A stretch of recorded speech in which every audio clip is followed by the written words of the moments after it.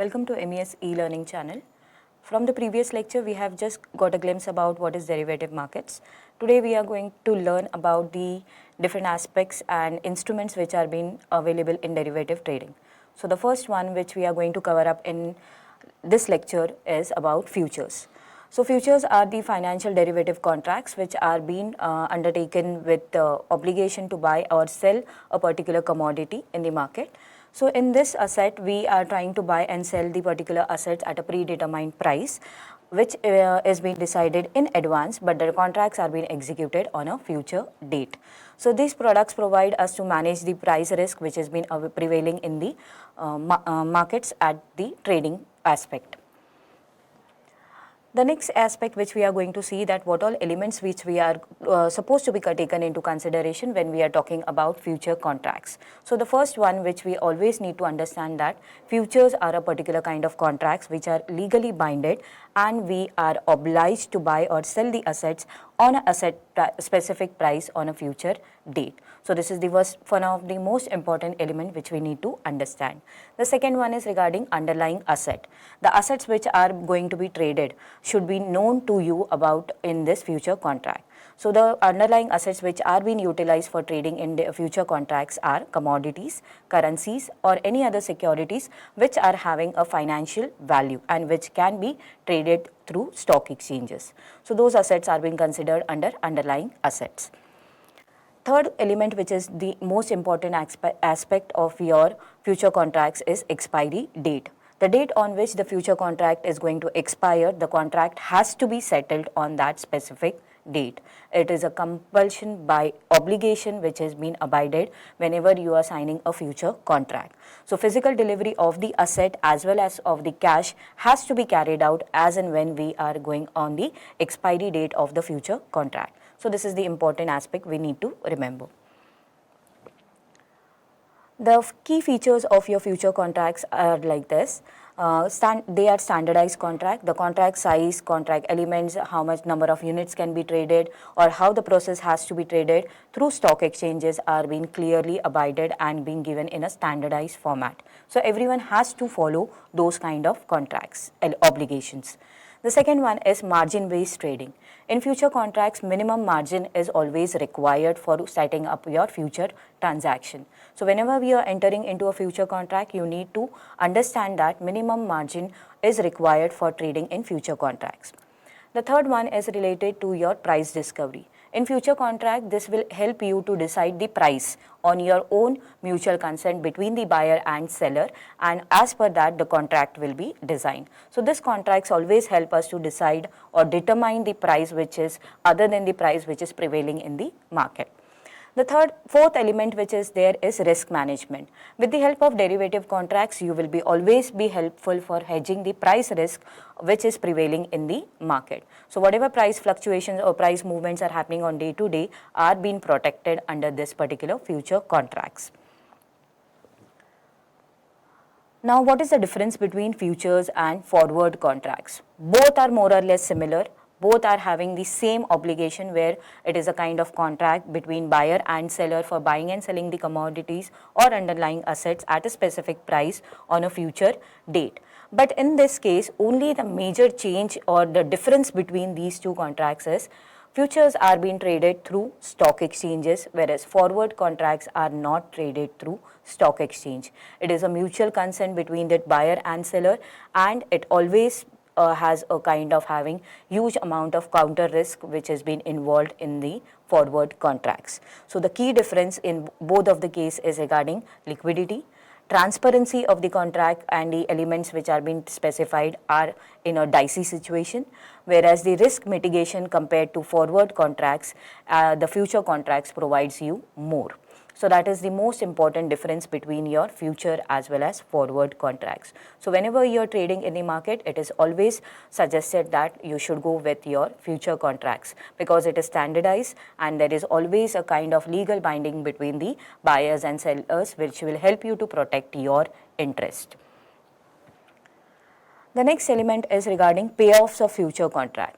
Now, whenever we are dealing in the future contracts and how settlement will be carried out, how the positions are to be taken up, this is called as the aspect of called as payoff of future contracts. As we have entered into the contract, the settlement has to be carried out. So, what kind of settlements are to be carried out, that we are going to look into it. So, first one is regarding long position, second one is short positions, and the third one is related to break even. So, from the names we will be able to understand and get a glimpse about it. Whenever we talk about positions in the markets or derivative markets, it is always said as long and short. Long is basically term for buying and short is always considered for selling. So, whenever the words are being utilized as long or short positions, it is related to buying and selling. So, whenever we are talking about long positions, the profits can be maximized in the future market whenever the prices are going to increase above the contract price. So, whatever contract price has been decided, if the price moves up, you are going to buy at a lesser price, because long position means you are going to buy. So, at that time you will be able to make profits because you are going to buy the instruments at a lesser price, because your price in the contract is being predetermined and which is lesser as compared to the market price. Okay, so that is called as long position payoff. Short position payoff is being just opposite of it. Profits of the future contract will be made whenever the prices are going to fall below the contract price. So, this is how the short positions are being taken into consideration. And break even is, we all know, it is no profit, no loss scenarios. Whatever is the price you have decided at the end of the settlement or the expiry of the contract, the same price is going to be prevail. So, at that time there will be no profit, no loss scenarios. Now, how to apply this particular future contracts in derivative tradings. Okay. So, first one is whenever you want to hedge against the price risk, you want to protect yourself from the price fluctuations which are happening in day-to-day market, then you can enter into future contracts. This is the safest one to protect yourself from price fluctuations in the market. Second one is speculated. Try to make risk, protect yourself by speculating the prices. You know that many times ups and downs are going to have. So, you take short positions in the market so that every now and then buy immediately and sell it immediately to make maximum profits by making speculations in the market. And the third one is related to price discovery. As I told you from the beginning itself, future contracts always helps us to decide the price in advance for the value of the underlying assets which we want to trade in. So, this is the most important feature which will help us to provide us and protect us from our fluctuations in the price market. And the fourth one is asset allocation.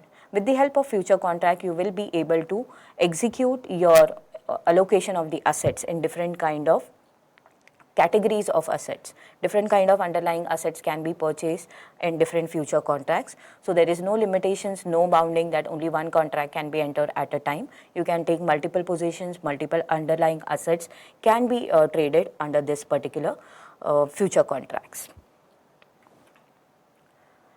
Now, key considerations when we are taking futures as your trading aspect. So, the first one is you always need to remember that there is margin requirements. There are three different types of margins which are required whenever we are going for trading. First one is initial margin, then another one is variation margin, and third one is related to your maintenance margin. Now, initial margin is always whenever you are initiating a transaction through future contracts. In that, you need to understand that a minimum amount is required to be maintained in your trading account. That is called as your initial margin.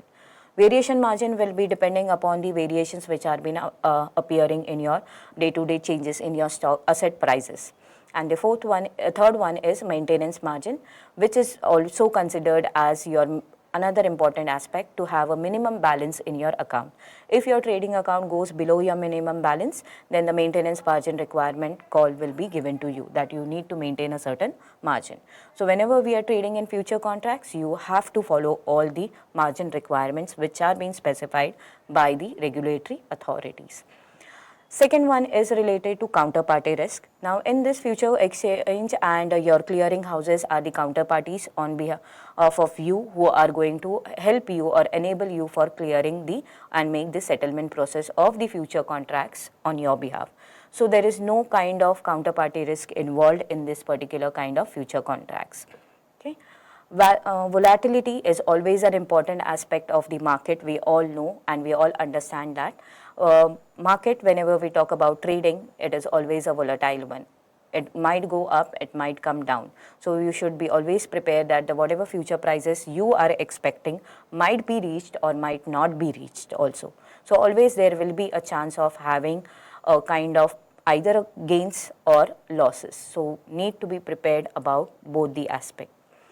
Regulatory environment is also very strict in case of your future markets. They are being heavily regulated by different regulatory authorities, and each and every transactions are being in a standardized format. So everywhere you need to formulate and give your all legal bindings which are liable under this particular future trading contract. No one cannot accept any kind of concessions in these when we are talking about regulatory aspect in India. Thank you everyone. Hope you have understood the concept.